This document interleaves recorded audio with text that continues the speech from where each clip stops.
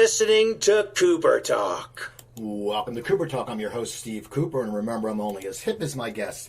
I gotta tell you something, people. The gentleman on my show today is in a band I love, and I actually saw them in Philadelphia before he joined them. They were opening up for the Scorpions and Ted Nugent, and I went to school the next day. I think I was a junior in high school, and I couldn't freaking hear. My ears were ringing.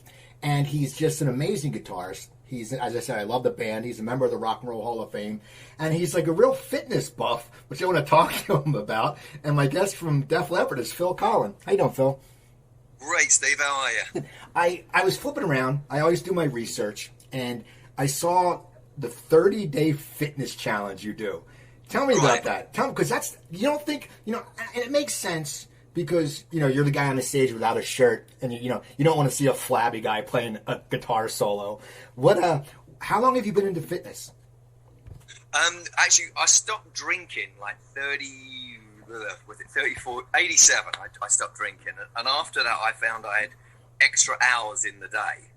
And that's really when I started working. I started running. I don't really like running, but right then I had all this time and energy, so I started doing this thing, and that developed into other things, martial arts and weights and everything, and it just became a thing, and then it became a daily part of the routine, and still less time than I used to recover from being drunk. So it was it was just a normal part of every day.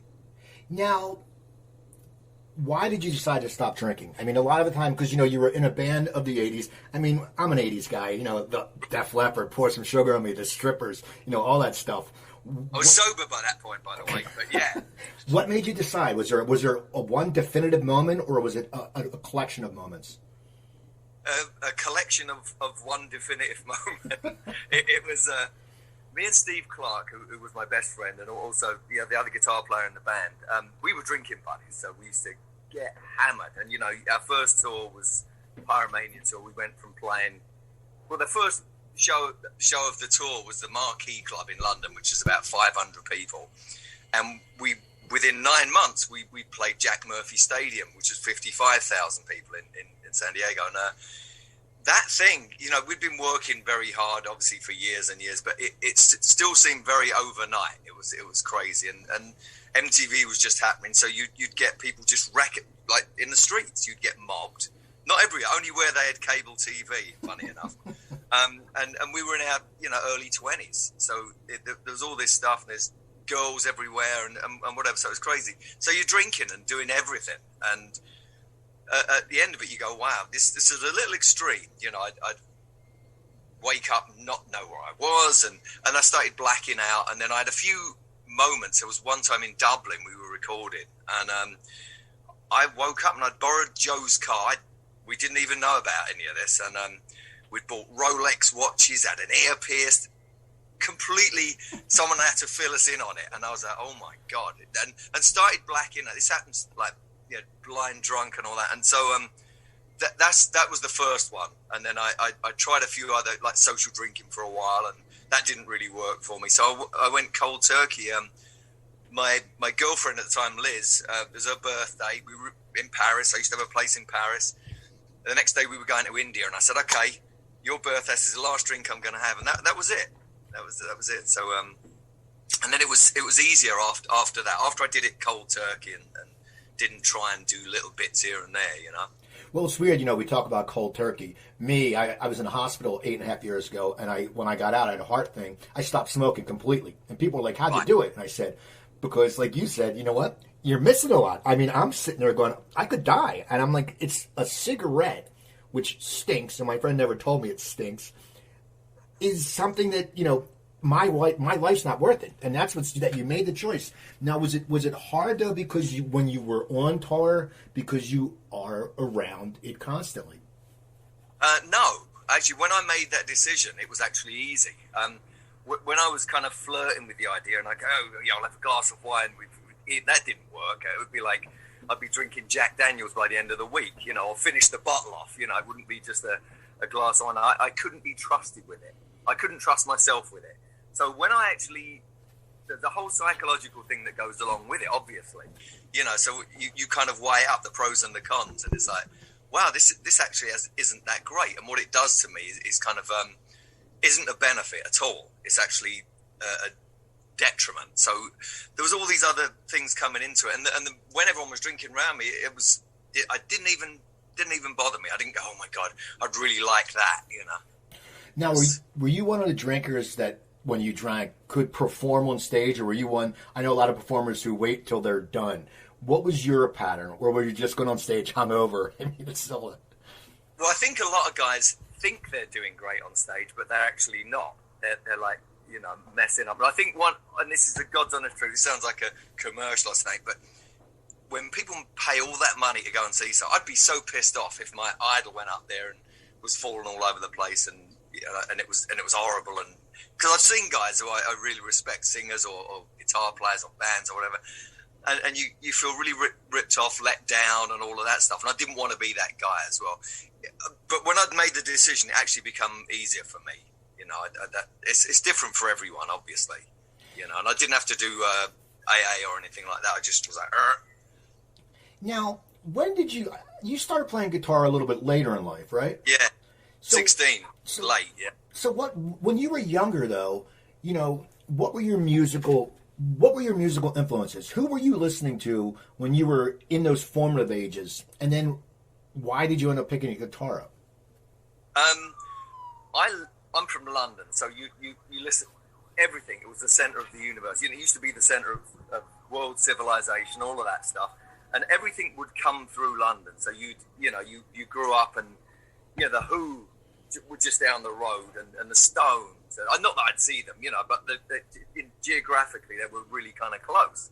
And the Kinks and all these, Rod Stewart, Stevie Marriott, Peter Green, walking distance, not a long walk from where I grew up.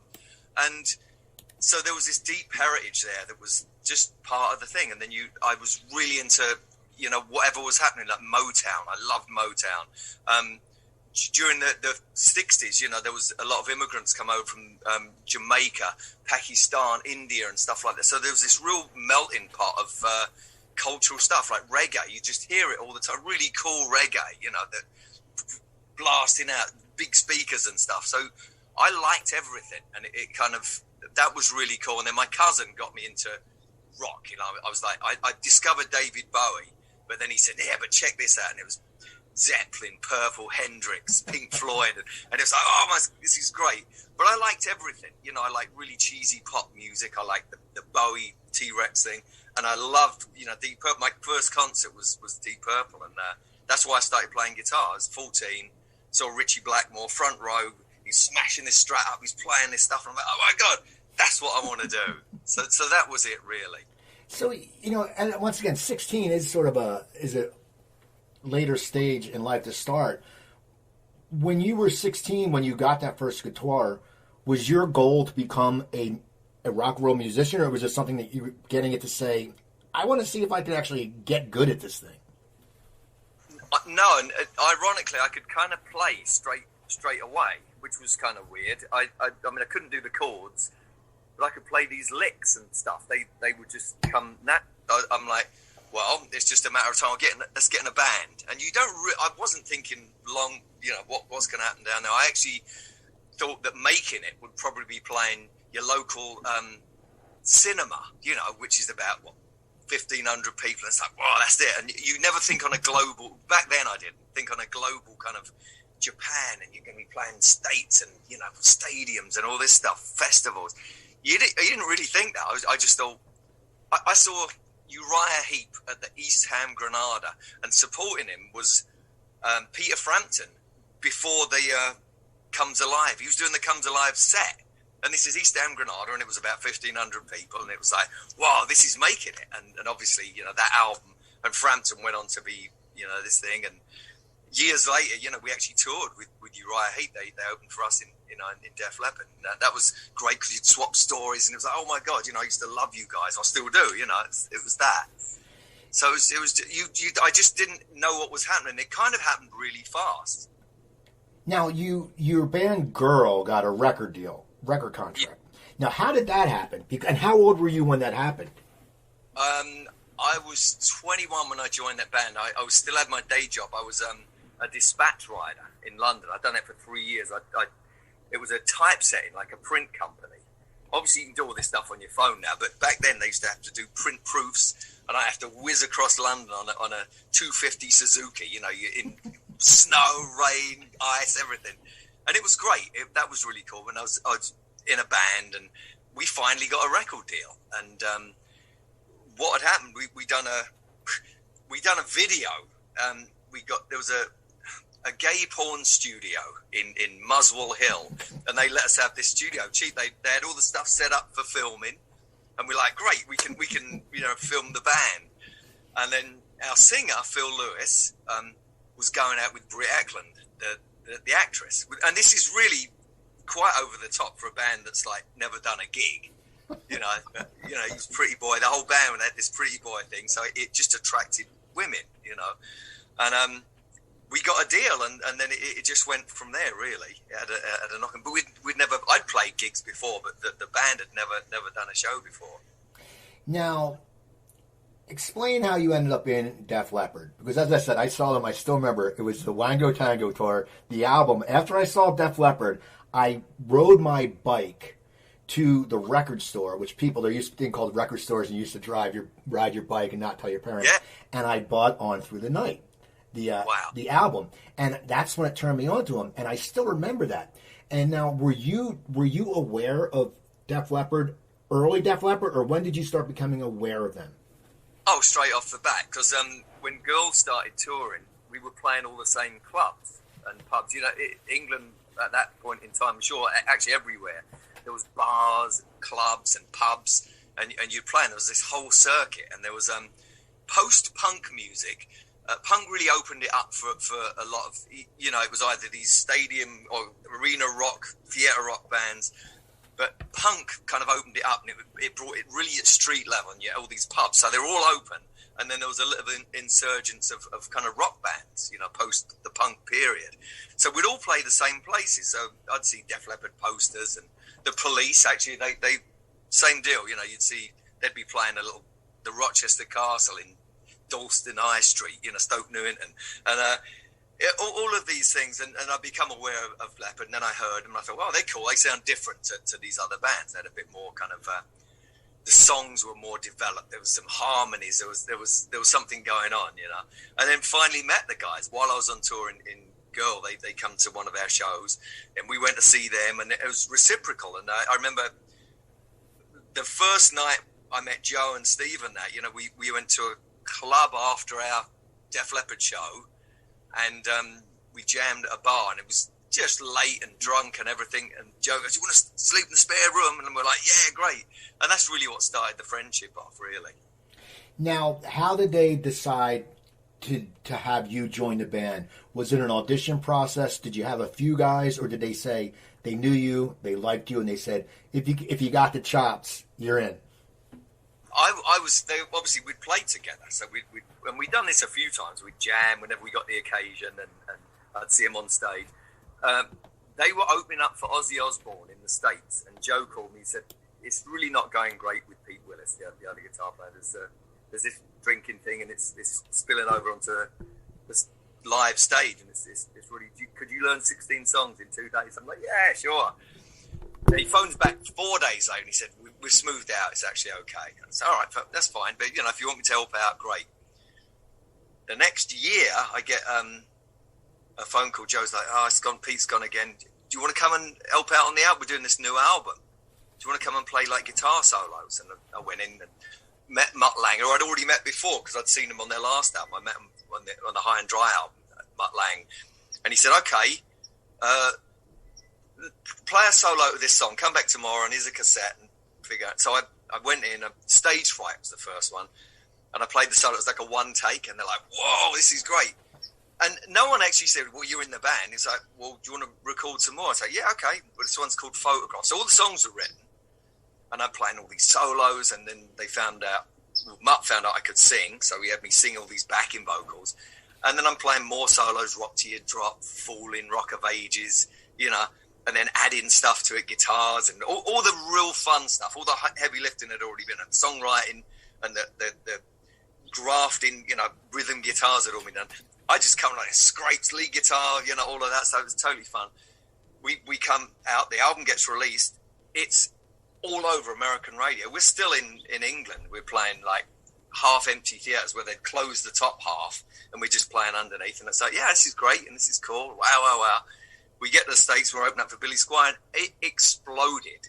And, you see these stories about bands and that, but it really did explode. And MTV had something to do with it. It was the same period as Duran Duran. So it kind of fit in between being a rock band and the pop Duran Duran thing. We didn't look like other rock bands. We didn't look like Duran Duran, but it was young guys playing this, acceptable, palatable rock music that crossed over into pop. And that was it, really. And we never stopped. The first year we ever had off was 2010.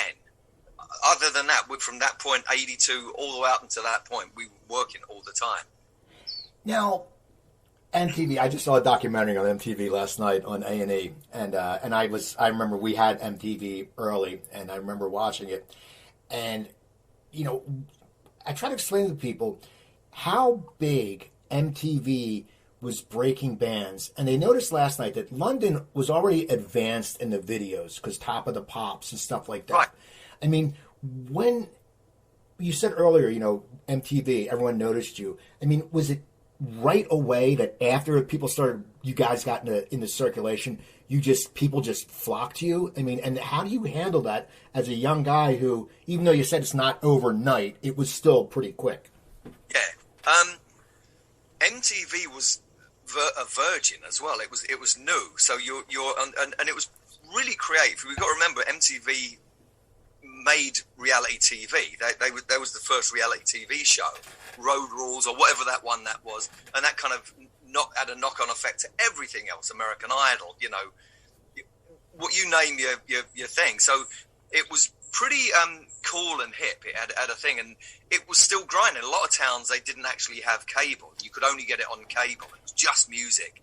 And it was like America's radio station, only you could see the bands. It was like, wow. You'd have, Michael Jackson, there'd be Def Leppard, In Excess, Police, Prince, the Go-Go. I mean, all bang, bang, bang, bang. And it was like, wow, it was a whole brand new musical medium and culture, like kicking off. And we were there in the inception, and we were a hybrid in ourselves. That was the thing. Mutt Lange, our producer, wanted to create a hybrid between rock and pop. I mean, he done it with, Shania Twain. I mean, he honestly made country music palatable for, I'd hear it in Japanese elevators, and I'd never heard country music outside of America before. So he had this thing about making this hybrid, and MTV was the carrier for that. It actually just happened to be at that time that there's this kind of cutesy rock band, and they're playing real guitar rock riffs and they're singing, but the guy's got a gruff voice. They're a rock band, but they've got this pop appeal.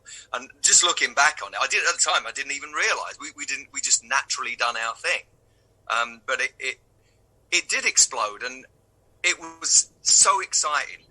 More than anything, no one got kind of, well, there was. I mean, obviously Steve started drinking more, and it ended in his death. And something like that would have probably happened anyway. Obviously, Rick had his accident, and that had a knock-on effect for other things. But during that time period, we were having a blast. We weren't very good. That's the other thing. We thought we were really good, but I hear those live tapes back, and I'm like, oh god, that's a bit cringy. And it wasn't until later that we really developed the vocal thing and actually sounded like we did on the record. We learned how to sing. Again, Mutt Lange was really kind of instrumental in that. And then when Vivian Campbell joined the band, he's got such a great voice, and he said, I do these vocal warm-ups, and that took it to another level. So there was constantly things evolving. It's like mixed martial arts. You start off as a kung fu guy, and then someone comes in, beats your ass because he's a boxer or a wrestler. You kind of start blending all this stuff together. So we were running on adrenaline, excitement, and a little bit of talent as well, and just being at the right time when this thing kind of exploded.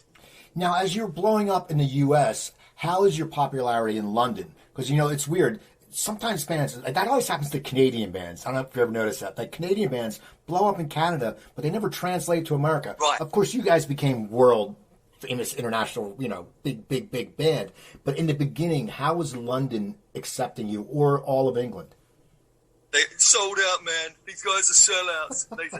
Here's another thing. You noticed, and I only figured this out a few years ago. We sing with an American accent. It's like I don't speak like I sing, and what that is, it's not us going, yeah, let's trick those Americans. Let's make them think that we're one of them. We're singing like American harmonies. We learned from Mick Jagger, learned from Howlin' Wolf, Muddy Waters, Chuck Berry, all of that stuff. You copy the stuff, they got American accents. Mick Jagger used to sound like I do, speaking wise.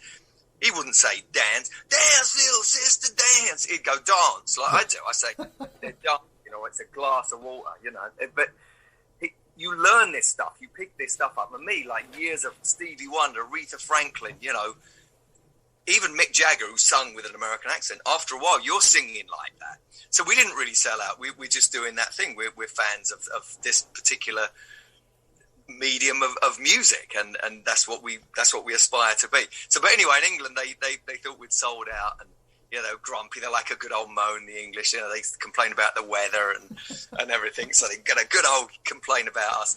I personally didn't care. I'm like, I really don't care if we're successful. I said this before, we went to Lithuania once. We played 7,000 seater, sold out, and they were all singing every word. I'm like, wow, we could just stay here. You know what I mean? It's like you go to where people like you, and in America they realise. So it caught on in England earlier on, but I think it was just them moaning about it personally. Well, it's funny, in America and the TV. I remember because Joe had the British flag shirt, and everybody, like, you would be walking down I grew up in New Jersey, and you'd be walking down like the boardwalk, and you'd see like that, and the shirts, and it was back then was when people would buy stuff like that because MTV was such a, as we said, was such a force. How did the videos change over the years? Because I'm sure when they first started, they were lower, and then all of a sudden, hey, we're going to have David Fincher, we're going to have this guy, we're going to have anyone. And oh, by the way, the budget's $150,000 that you're paying for. I mean, so how did they change from your progress as you guys, from when you first joined the band, and I guess that was Photograph was the video, right? And two down the road, like Pour Some Sugar on Me. How did it change for you guys? And did you like shooting videos? Not really. Some of them I did. Some of them were great fun. Like the Pour Some Sugar on Me video, we shot two. We done one in a house being condemned and knocked down. I remember thinking it didn't look international, and I went to our manager at the time, Peter Mensch. I said, "Yes, this video doesn't look like the song sounds. We should, when you see In Excess or the Police, they don't look like that. This kind of looks like what we are, working class. So you want to get this image of this international rock thing, and it wasn't that. So we redone it. We done a live thing. We done a video in '87 at McNichols Arena in Colorado, in Denver, and that was amazing. And that kind of looked like we sound, and it was actually how we really look. So that exploded. And that one, it was the live video type thing, and I that was fun. That was always fun.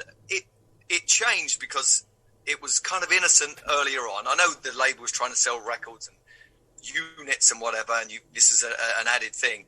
But when it changed, when it became less of an art form and more of a business agenda, that's funny enough. When people got turned off of MTV, they're like, it lost its appeal, and the $1 million videos, as great as some of them were, like Aerosmith. What was the one that it was a David Fincher one, I think. Janie's Got a Gun. I'm pretty sure it was. Wow, this is great. But I think you lost something when everyone's competing in that, and it became about cutthroat business and less about the fun and the. Here's the Go-Go's. Here they go. Here's Billy Idol. It's like that. This is great. This is really cool. And people started turning off at that point. So it's funny how public perceives that, the truth behind it. It's a weird one. Now, when were you feeling, you said it was down the road, but when you were being, doing all these shows in your younger part, when you were still new somewhat to the guitarist, Were you practicing when you got off stage? Were you just going with it because, as you said, you guys thought you were really good and you might have not had the chops yet, which you did, but did you notice that at any point?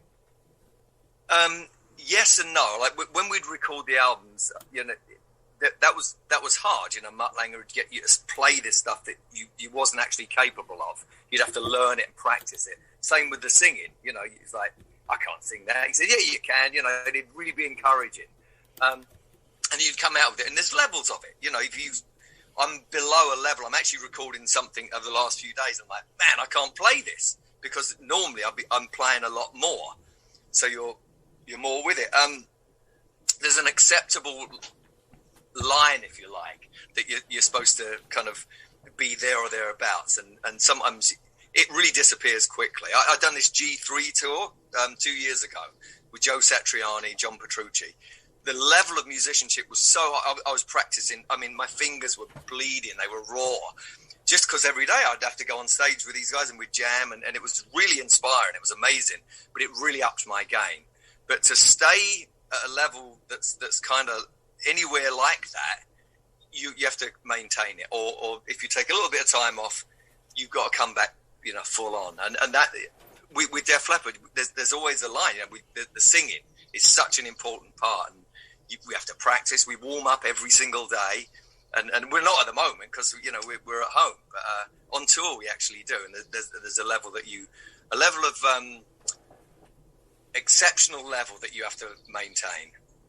Now, as a band in your early years, do you think the fact that you were starting to get a lot of fame, and you didn't get rid of Rick Allen when the awful accident happened, do you think that made you tighter as a band, as a tight-knit unit, because it really showed that you guys were in it together? Because a lot of bands would say, oh, screw this, we're becoming famous, the hell with that. First of all, it's a wonderful thing to do, but how do you think that meshed you more as a band? I think we were already meshed. I think otherwise we perhaps would have done something else. It's a gang. It's a gang thing. And I remember we were at a pub once in London, and the Motorhead, Fast Eddie Clarke had left Motorhead, and Brian Robertson from Thin Lizzy had joined, and he's a great player and everything. And someone said, "Yeah, so how's that with Robertson?" And the guy goes, "Well, I don't like Motorhead." And they're like, "Well, why not? Robertson, Thin Lizzy, that's awesome." He said, "Well, it's not my gang anymore." So we were already our gang. So that was that we didn't even think about that. That's like, yeah, we're recording this album. We don't need to go on tour, and if we do, we'll figure that out when we get there. It's like even when you record these tough songs, like it's like, hey, we're going to play this live. You don't worry about it at the time. You just worry about it when you need to. So we was like that with Rick. It's like, you take your time, figure out what you want to do, and we'll take it from there. So it wasn't even a thing, actually. Well, Hysteria just blows up. It blows up. There's like 7 singles from that. As a musician, how do you grasp that? Because it's one of those things, like I'm a big baseball fan. So if a guy hits 9, he's up 9 times in a row and gets 9 hits, if he screws up the 10th time, even though he should be very happy, he's going to be like pissed off. What was it like when everything you were putting out was turning to gold? How do you keep your ego in check? Well, that one was really easy with Hysteria because we released the album in '87 and it tanked. We first single, we'd spent $5 million, which back is still a lot of money now, but back then it was a hell of a lot of money, and we had to break even, and it went triple platinum, which is still huge. Don't get me wrong, it went triple platinum, but we were still hugely in debt. And the third single it went women animal hysteria in the States, and we hadn't made the money back, and it all kind of was like disappearing. We're like, oh my God, we're not. It was a real drag. We just spent 2.5 years, spent all this money, all this time and effort, went to Europe, touring over there. Meanwhile, this song starts getting played in strip clubs. Pour Some Sugar on Me. It's a stripper anthem in Florida. They're requesting it on the radio. It becomes this hot thing around, Miami and different areas in Florida. And everyone's going, wow, what's this? This is great. What is this? Oh, this is the new Def Leppard. And, album had come out, album had gone away. That comes out, album comes back out, goes to number one, single, number two on the Billboard charts. Everything exploded, and that from that point on. So the ego was already, we'd been kicked and bruised from the loss of the money and all this time and effort. We were like very humble at that point. So all the stuff that came afterwards, that ended up going 13 times platinum or something. We were very humble with that. We were like, thank you. We felt we deserved it, but we wasn't kind of overdoing that thing. We were still very, very humble. Rick had the accident. It was like, ooh, we're getting through by the skin of our teeth here. And now we've been given a reprieve, a second chance. You've been on death row, and they go, okay, yeah, we'll let you out, actually. And it was that. And we're like, oh, great. So we respected it, and all the way through that tour, it was humble, appreciation. Now, as you get bigger, as a performer, when you start playing stadiums, it's quite different. Even if you play, 20,000 people, playing 50,000 people is still a lot more. And we all know when you're outdoors, music usually rises up. How would you adjust? Because it seemed like it happened very quickly. How do you adjust to playing those big audiences? Not now, because you've been playing for a long time. But what was it like? Were you ever terrified? Like, do you ever get on stage and go, holy shit, I don't know what I'm going to do? Only when I stopped drinking. My first few shows, which was in '87, it was like just prior to Hysteria. So we played Hammersmith Odeon, which is about 3,500. It's a really famous venue. But I remember going out there, not having alcohol in my system. Not that I'd be drunk, but I'd be like, wow, it feels different. And I was a little shaken up.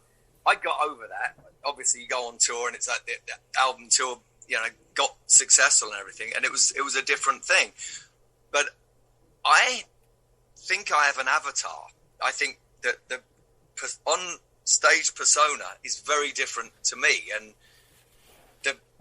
if I'm playing and singing, I'm in total good shape and everything, I have an avatar, and it doesn't even bother me. I actually this is really ridiculous, but I've done this little experiment because I thought, wow, my heart doesn't even beat faster. And I thought, well, let's see. So we had 3 months off. Then we done Rock in Rio, and it's like 95,000 people. And I thought, just see what happens when you go. Just check your pulse. And I actually checked my pulse. I was just feeling it as I walked out. And then, boom, when the lights go out, and it's like 95,000 people there. I just went out there, nothing. It didn't budge. It was like, wow. And I was like, okay, well, that confirms it. So this isn't me at all. It's an avatar. It's almost like a theatrical version. It's like, well, yeah, I'm not really king whatever, I'm actually playing that part. And I think that's really good for a performer. I mean, obviously when you get on recording and on, off stage and stuff like that, it's a different thing. Or if you're playing music, you're jamming, you're doing something else. But for most part, I go to a different place. Now, explain the lead guitar concept, because it's one of those things you have to give and take. And I know you were very close with Steve, and you're probably very close to Vivian now. But what is that like when you join a band and they go, oh, yeah, you're lead guitarist, but, oh, by the way, we have another lead guitarist too, so work it out. So when you hear a Queen album, even earlier on, there's only Brian May, but there's like 50 guitars going off. And their lead, their rhythm, their counter melodies, their God knows what. We took that to a stage further. So you've got two guys able to do that. So even on some of these songs, I'll give you a great example, Love Bites, which we'd never recorded as a band. It's all separate. And it's like, I'd do the bridge part 1 month, and like the next year I'd be playing the chorus or the lead part or whatever. So you'd have all these different things. Album comes out, single comes out, it goes to number one on the Billboard charts, and we've never played it as a band, and we're a little bit scared of it because there's loads of vocals and there's these guitar parts, and then we had to take 2 days off up in Canada. I remember Vancouver, we went to a rehearsal room, we're like, shit, we got to do this song, we've got to learn how to play this and sing the parts. So you make hybrids, composites of the most obvious parts, and you do that with the vocals as well. Sometimes you have to change it. I can't do that harmony, I can't hit that note, I'll change that, I'll go to another harmony on that part. I'll play this counterman. Steve, if you can do that, I can't sing and play that. Okay, so we do that. That's what it was like with the twin lead guitar thing. It's very different. Like the Allman Brothers have a totally, back in the day, Dwayne Allman and Dickie Betts, that was a different thing, and same with Thin Lizzy or two guitar, lead guitar, they have a thing. But we were getting different parts. We were like going, like an orchestra, Steve would go, guitar orchestration. It's like harmony chords and counter melodies, cannoning off of them, going around the vocal. Quote Keith Richards, weaving sonic tapestries. That's what he used to call it, and I totally get it. So in a lot of rock bands, it's more mindless. It's like, oh, the guy plays rhythm and then he plays lead. This wasn't like that. You just kind of do, if you get a really cool funk band or any other, jazz or something, they weave in and out of each other, and that's really what we ended up doing. So our lead guitar thing was very different to a lot of other bands. Now, because you were two guitars and you were close, how did Steve's death affect you? I mean, I heard you thought about leaving the band, or I don't know if that's true, but how did it affect you? Because that's your brother. You guys are like partners. I mean, how does that affect someone? And the band had also gone through tragedy with Rick. I mean, how does that affect you how did it affect your sobriety? Because it's something that it's like, holy shit. Yeah. Well, the first thing, I stopped and Steve carried on, and we were trying to Steve was in and out of rehab, and we'd sit down. I remember we sat down for like 6 hours at a bar. I'm drinking Perrier, and we're talking about this issue. He's like, man, I hate this. And we're trying to figure out all these different ways. And rehab's one thing, but then what you got to do now, go to art galleries, do some art, do crossword puzzle, whatever, let's get more involved in guitar, whatever it is, whatever it takes. And he really tried hard. The phone call I got from Cliff Bernstein, then manager him, and Peter Mensch, I'd kind of expected. I actually dreamt that. I know it sounds weird, but I'd expected that phone call from him. So when it come, I was like, it was devastating, but I wasn't shocked, because it was like a dream, premonition. And when someone's constantly like that, I'd get calls. My friends in London say, well, Steve's at our house. We found him in Kensington High Street, and we took him home. And I know, and I go, wow, this is an old friend of an old girlfriend, and they just found him, and it was like, man. So you knew that something else was going to happen. So, because it was constant. So, not that it eased it at all, but it just knowing it wasn't a shock. It took the shock value part of it out, and it just made me more steadfast on the not drinking alcohol. I thought, wow, that was a really good thing to do on my part. Stop when I did, because I just saw that as being a result. What happened to Steve, I actually saw that as being a result for me as well. If I didn't go, okay, you got to stop now. Now, but why did you actually consider leaving the band? Was it just was a heavy workload, or what happened?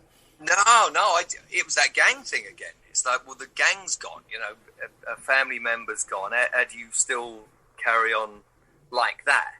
And Joe's like, well, we've recorded all these songs, and he wrote some of them, and we have to do that. And he's absolutely right, and we did. We finished the album, which was Adrenalize. I'd done all the guitars, and we'd written some of the stuff. I was learning his parts from listening to the demos, and that was weird. That was, there's a ghost, right? It's Steve's ghost. Here he is. He's so that was bizarre. And then I just done all the parts. We went on tour and just carried on, But it was the gang thing. It was the fact that one of the gang members was there, and it just seemed a bit. Initially, it just seemed it wasn't right. So we waited a year, and then we didn't audition people. We hung out with 5 different people that we chose. We actually contacted them and said, you hang out and said, jam, and it was great. And any one of them was good. But Viv had something else. Plus, he could sing like better than everyone else, and that was one of the main things. We wanted someone who could. Was it weird the first night that you were on stage with Viv to a big crowd? Was it sort of one of those things you're like, okay, this is not to say changing of the guard, but we're never going back to where we were? I mean, was it something that did it stay with you at all when you went up? Like said, but like, holy shit, you know, Steve's not here. So, interesting thing happened, and being stone cold sober, I remember these moments. They're very vivid. We played a little club in Dublin called McGonagall's, because we had a warm-up. We were doing the Freddie Mercury tribute concert at Wembley Stadium with David Bowie, Elton John, Metallica, you know, Guns N' Roses. Everyone was on this thing. So, and Queen, and just everyone, or the remaining members of Queen. So we played this thing, and I remember thinking, oh, this is kind of weird. Steve's not there, and we're playing the first song, and I just looked over and I thought, okay, well, Viv's there, and we sound really good. And then it was like, and that was it. It was just natural from that point on. It was like I didn't have to worry, and I wasn't going, oh, this is a real drag. I don't want to play with this guy. It wasn't that. This guy's giving all he can. He's like giving his all, and he's doing it for the band. So it was the right thing. Do you know what I mean? And it kind of it was a relief for me. I looked over and said, "There's Viv. He's killing it. This is perfect." And we're a band. Oh my God, we sound great. Oh, here we go. And onwards and upwards. That's really what it was like. Now, do you remember when you first joined the band? Do you remember the first time you heard yourself playing with Def Leppard on the radio? Yeah. Obviously, it was Photograph, and there were, and I just was still thinking how great this record sounded, how the harmonies and the hybrid, and excluding us, I was going, well, it's got these harmonies, that kind of sounds like Boston, but the band kind of sounds like, you know, AC/DC's got this thing, and the guitar, oh my God, I've never heard guitars like that, and it's like, wow, that's us. So it was a little bit weird, because it just sounded so amazing, and it was a sound that we had to aspire to be live. You know, doing it in the studio is one thing, but actually playing it is another thing. So there was still something magical about it, and not just the fact that, well, there's me, listen, how great do I sound? It was like, this is us, and we're in another dimension. It's actually coming out the radio. This is awesome. Now, what in your whole career and in with Def Leppard, and I know you've done solo stuff, how have you developed as a writer over the years? Because I know you do some songwriting. You've written a lot of older stuff. What was your role in the early days with Def Leppard, and then now I think it's probably grown? And how have you grown as a writer? Well, when I joined, like I said, I'm playing on a bunch of songs that I didn't write, so that was a whole new experience for me. It's like, didn't write any of this stuff. I'm just playing the solos and just lead guitar and power chords and all this stuff. The next album, I had a very different writing style. I was, like I said, you know, it was Motown, it was punk music, it was reggae, it was jazz, it was metal, it was really extreme stuff, and I liked all of it. My favourite band was The Police. I liked the fact that they were this hybrid, and again, you know, they took pop, they took this Jamaican reggae, put it in a new wave package, looked a certain way, and they had this really prolific, amazing songwriter in Sting, who would write these pop songs where really he was way more evolved. You know, he writes some stuff and they come over as being pompous, and but other stuff he's just a great writer, and you put that in the context of a rock reggae band, and it had this thing. So I had all these new elements to bring. So when I started writing on Hysteria, what was amazing about it, Mark Langer said, look, we can't do Pyromania Part 2, a rock album, because everyone is making that album. Everyone's copying the snare sound. Everyone's trying to do the guitars, the harmonies. They're doing gratuitous stuff. So we have to bring these different influences. And I'm like, great. Well, I love Prince. I love The Police. Let's kind of inject parts of that in there. And we did. We had all these different elements. That's why at the time it sounded very different to anything else out there.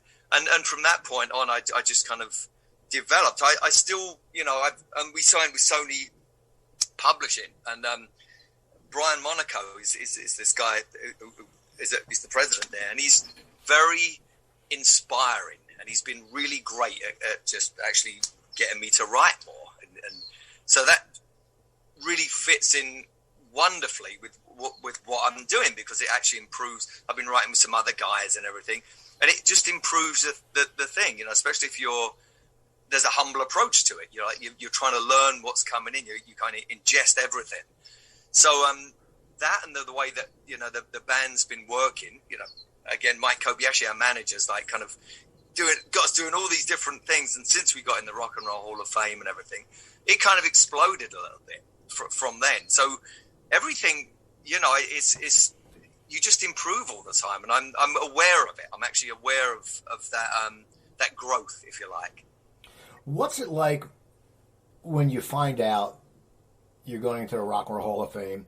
And the one good thing also about it is you did get strong crowd support. You know, I know people can vote. What is that like? Is that something that, you know, when you guys, you know, because you through your careers, did you ever aspire for that, or are you just like, if it happens, it happens, and then when it happened, you're like, holy crap, it happened? We were like, oh, yeah, whatever, because it's a little bit like the Electoral College. It's like not a real voting thing. It's not really done on that. It's a board, and it's a board of older guys that want to be a bit hip. So that's why they have some of these bands have been going over the years. And you guys, that's a weird choice, and it's strange that we're not in there. But whatever, we don't really care. I swear to God, our fans, I would get people in tears going, "Why aren't you guys in the Rock and Roll Hall of Fame?" Really, you know, they'd be going, "It's not right. We vote every time," and it's not really about that. It's a panel. So a few years ago, they started including a vote, and I want to say the vote counts as like 1 or 10% of the overall thing, but it still has a bearing on it. We had the most overwhelming support from our fans that they've ever had for any artist. So that says a lot for me, but it also, the people going, they didn't want to appear uncalled. So we have to take notice of these band votes, of these fan votes. And so that got us in. That felt really good, and it was really good to get in with Brian May, and it had a real effect on our career. Just all of a sudden, and this is really weird. Even after, you know, going 13 times platinum, at selling 100 million albums, it elevated us to another level, without a doubt, because people react to you differently now that you're in the Rock and Roll Hall of Fame. So it does mean something, but the process, I think, was the thing that, especially me and Joe, we weren't really big fans of. We thought it was unfair that the Doobie Brothers only just got in. They should have been in. Kiss should have been in years ago. Rush should have been in. You know, do you know what I'm saying? It's like they should have. I started an argument. I made a comment on Facebook a while ago, and I just said, and nothing against. I said Whitney Houston has an amazing voice, but I don't know why she's in the Rock and Roll Hall of Fame. And people are on social media. Oh yeah, well this, and I'm like, hey guys, I'm not saying she was talented, but it's not rock and roll. It's not, right. You know. So yeah. So now you talked about your fans. Why your fans adore you? I always think that if I met someone over 35 who never heard of Def Leppard, I'd throw them out of my house. I'd be like, you know, everyone knows it. Everyone knows the logo. It's one of those logos like Kiss. Everyone knows it. Why do you think your fans seem to be they love you? And in this day and age, people start getting tired now because we have such short attention spans. What do you think that makes your fans just adore you guys? We have an integrity that a lot of bands don't have. I mean, we've stuck. Everyone goes, "Yeah, you stuck with Rick Allen." We've lost so much money in trying to create this product, art, or whatever you want to call it, albums for our fans. You know, it's like, that's not a good business move. If we've done stuff before, and they're going, "Really, you're spending this much money?" We had these T-shirts, not yet, you know, made up. Don't ask. The album's not ready yet, and all of this stuff. There's an integrity there. There's, you know, when grunge come out, and I thought that was a welcome. When I first heard Nirvana, I thought, about time. This is like first time I heard the Sex Pistols in England. It's kind of a cultural, social kind of, you know, impact it's had on everything, and this really needs to change. But, you know, we fell in the void of all those other bands. So we'd be playing really quarter full arenas, and it was like getting smaller and smaller. We carried on. So there was, again, integrity. We thought, we're going to get there. It's going to be great. We're going to have another hit. We're going to keep writing. We're going to keep recording. And we did. And I think that fans noticed that. They notice, especially if you're crawling on your knees and you come back. It just is an analogy. Andre Agassi, when he was the number one tennis guy and everything, he faded and he had to get pickup games to start getting seeded again. And he'd be playing like on a block, and he'd get 235th seed and he'd, swipe his way back up there and he got back in top 10. It's like, well, then he became the number one seed again. And I was like, wow. I was so impressed. It was like, and everyone's going, that's real integrity. He loves what he's doing, and he proved it. So I think there was something a little bit like that with our fans. They noticed that. They noticed the stuff. They noticed the journey. I don't want to say struggle. There's a struggle professionally and stuff like that. It's a lot less to what people go through. Again, Rick's thing, that was a real struggle to go through something like that. And we meet people all the time who go through real struggle. So professionally, we have struggled.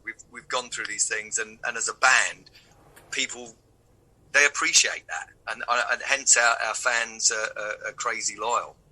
Now, as you record and you go on with your career, you've been in the business for so long. How has the business changed? I get some people are very. I talk to some musicians who love the fact that anyone can record something now and put it on YouTube and get 1 million hits. I hear people who hate that shit because no one, as we used to say, no one's getting their chops anymore. You don't have to prove your chops. You can drop a video, not like a video like you guys did, but just a video of someone just playing a kazoo and belching, and it will get millions of hits.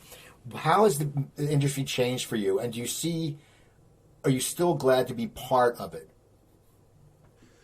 We've always rolled with the technology. I mean, we came out, it was vinyl and cassettes.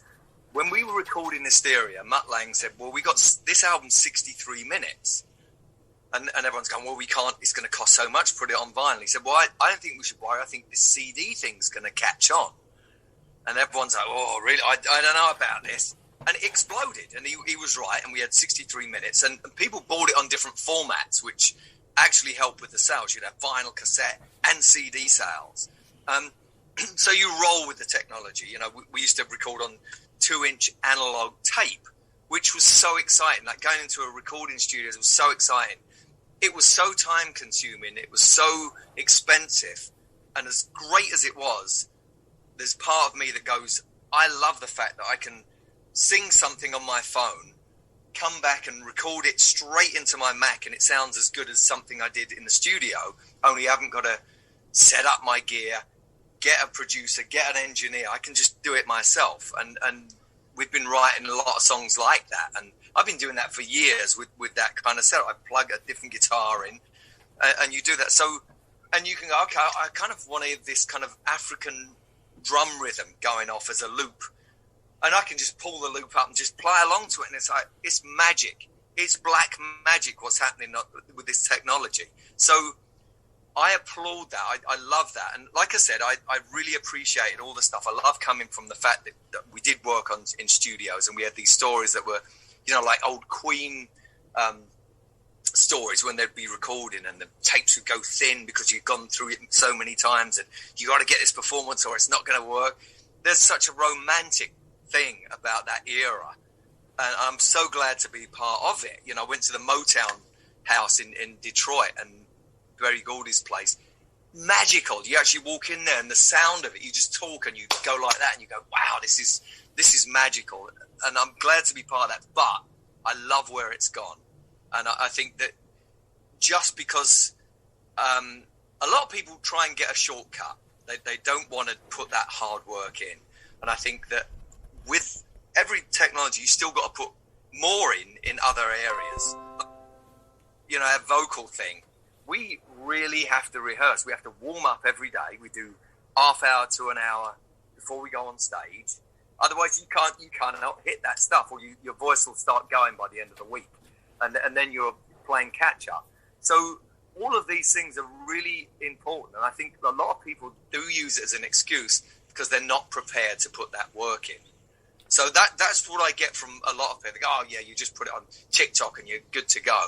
It's like, no, you just use, if you can, use it as a thing. But you do have to put the work in as well. You have to kind of work your craft. Now, how are you holding up with this whole pandemic? Because I know you guys had that huge tour, and you were going to come to Citizens. I live right near Philadelphia. You're going to come to Citizens Bank, and when I talk to actors, they're enjoying the time off because they've been on set so much of their life, or it's always that grind of auditioning. And I talk to musicians, and a lot of musicians are really missing it because it's such a part of their life, and it's the way bands make more money these days is touring. But how are you adjusting to because you've toured for so many years? What's it like for you? Did the first week were you like, holy shit, what am I going to do? Well, the big bummer is that we announced our biggest tour of our career, without a doubt. It's just us, Motley, Poison, and Joan Jett. We put these tickets on sale. 10 stadiums sold out before they went on sale to the public. This was just online stuff. So we're going, we've never had this, hysteria, whatever. This is like, wow, this is great. The pandemic hits and you go, wow, what a bummer. Oh my God. But, you don't, there's a great phrase. I won't say it, but it's kind of rude. But anyway, I thought, well, then we'll write and record. I am so enjoying not jumping on a plane every 5 minutes. My big drag is that, I have 5 kids. I have 2 in California, and I have 3 girls on the East Coast. And I usually go and see them. I'm usually flying out. One's in Virginia and the other 2 in South Carolina. So we Skype every day, but that's not the point. I really miss that. I don't miss the airports, I got to say. So there's part of it, and I've got a 2-year-old boy here, so we go swimming, and he goes running every day, and it's awesome. It's really nice to have a break. I go along with the actors there. It's like you spend so much time doing this stuff. And I do the other stuff as well. I'm like experimenting with dieting. I'm doing all these different workout things. It's a good time to do that. And I did spend a month of just eating junk food, which was awesome. I'm a vegan, so it was vegan junk food, but still, coconut ice cream and chips galore, these different, it was great. And then put on 13 pounds, and then I had to chip away at getting it back again. So now, when will you mentally be prepared to play again? Like if someone said, hey, you know what, we're going to do Def Leppard at a stadium, with socially distanced, so people are 6 feet apart.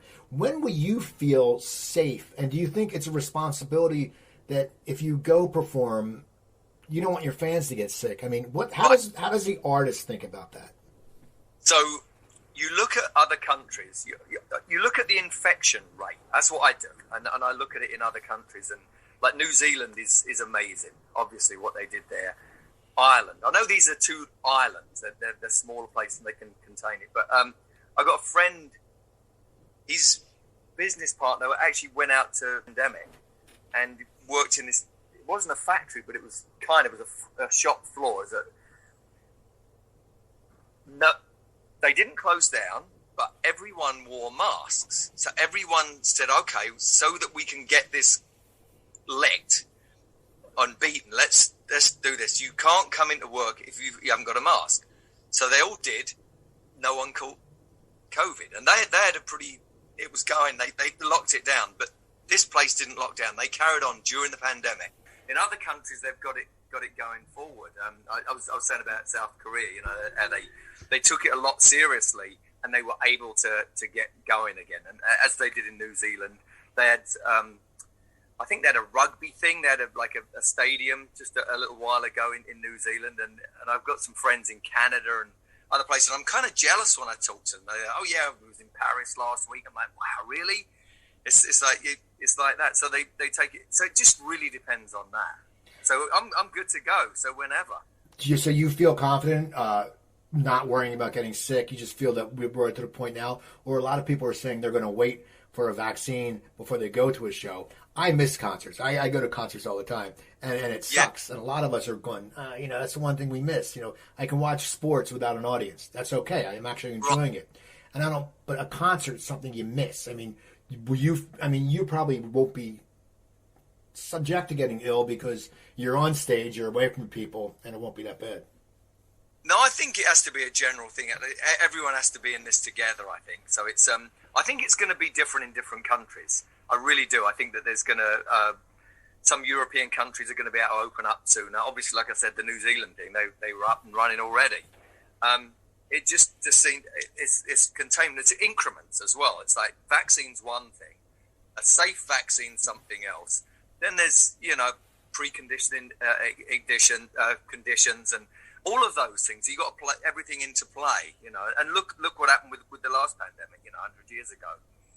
That kind of, we haven't even hit what they did. Their part 2 was way worse than the first one because of it coming in flu season. I think it was a similar time period.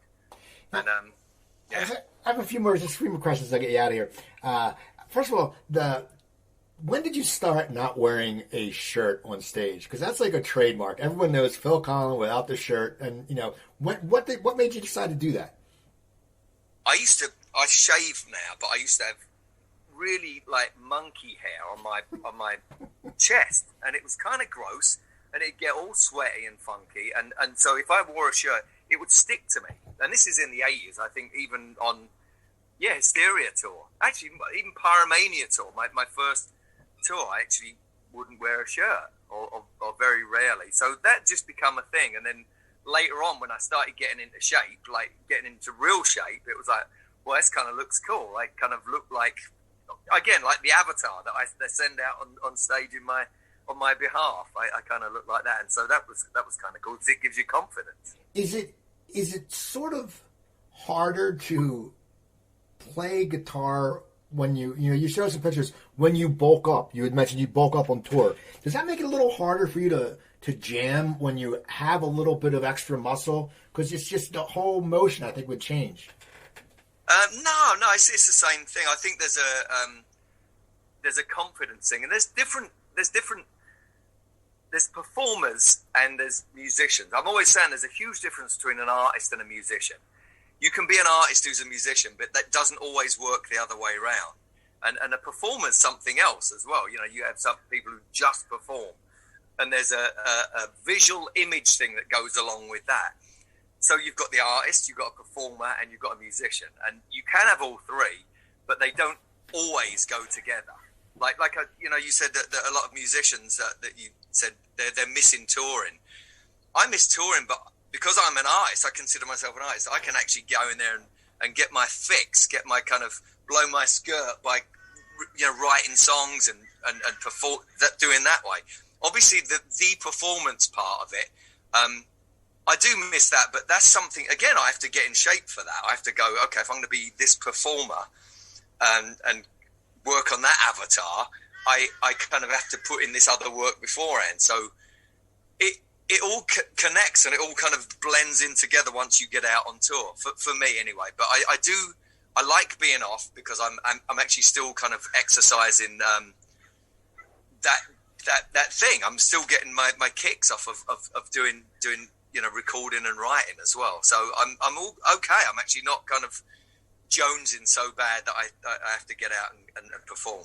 But I am looking forward to that. But again, that's a whole different kind of preparation thing. One final question. What is the future of Def Leppard? Where do you guys see? How long are you guys going to play till? Are you really going to sit there and go, you know what, we have to start recording new songs? Because you have such a vast catalog that when, unfortunately, people that go to a concert, they don't want to hear anything new. They're like, right. I said you had 7 hits off one album. It's like, that's half a show. You know what I mean? Absolutely. What is your guys' future, and what direction would you like the band to go in? I love again, going back to this artist thing, there's a thing in that you have to go, we have to keep writing. It's the lifeblood. Otherwise you feel like you're ripping people off. And we feel like we're ripping ourselves off. It's like, no, we have to keep writing music. Me and Joe are on the phone, and we've been writing. We've been doing a lot of writing together recently, and it's been really great. Actually, we've just kind of got on this groove, and it's like, wow, this is really cool. Just speaking to Sav just a second now, we're really kind of connecting on that level, and I love that. I love that artistic kind of collaboration thing that we've got going at the moment. It's really cool, and like I said, it kind of scratches that itch you have for it. Like I said, there's so many different elements. There's the performance part, there's the show, there's the big lights, and I'm really looking forward to that. but it's the lifeblood to create new music. When you see the Stones, you know, you go out and they do a new song. They always put a new song out, and it's like, or when they play that, or when Keith sings a song, everyone goes to the bar or buys T-shirts because you want to hear Brown Sugar and Jumping Jack Flash and Satisfaction. You want to do that. So we have a bit that we're not daft. We actually realise that people don't even give a shit about anything new, but we do. We actually go, okay, let's try and incorporate this because we're really proud of it and we want to get this out there. So we'll say, we'll put Let's Go was a song off the last album. No one wants to hear it, so we're going to make a real spectacular splash. We're going to do the first song where they have lasers and lights and moving parts, and we're going to be running around the stage, and everyone's going to be going, whoa, whoa, whoa. So you get away with it. So we're very aware of that. But again, you know, I think it keeps the band, the integrity thing again. It's like us, this is what we do. We write songs, we record. We've always done that, and we perform, and we're putting the best into it for everyone else. The integrity we have, you get back off your fans, like I was saying before. They notice that, and it's really cool. And yeah, we agree that they want to rather hear Pour Some Sugar, but we're going to do that anyway, you know. I want to thank you for taking the time to talk to you. As I said, I've been a fan. I mean, from before you were even in a band, I saw you guys live. And it's just great because, you know, you get to talk to people and just you find them out your career. So do you do social media at all? Are you on out there to social media? I mean, just the Def Leppard. I used to be. And when we're on tour, I do an Instagram thing. I haven't actually been on there since the tour because I go like, oh, I'm in Rio. Look at this. This is me next to the Christ, and you know, it's kind of more like a diary, like a visual diary. So I definitely will be doing some stuff like that. So there's the Instagram thing, and I got off of Facebook a few years ago. It got really kind of nasty, and the comments and that, and it's like, that's just what they do. So I got off it. I just don't want to be. And when they start getting personal about my family or my kids, or kind of, you know, I have 4 biracial kids, and when people start getting weird, it's like, you know what? I've got no time for this. My kids are beautiful and wonderful, and I love them more than anything. So, yeah, it was time to not even be a part of that thing, you know?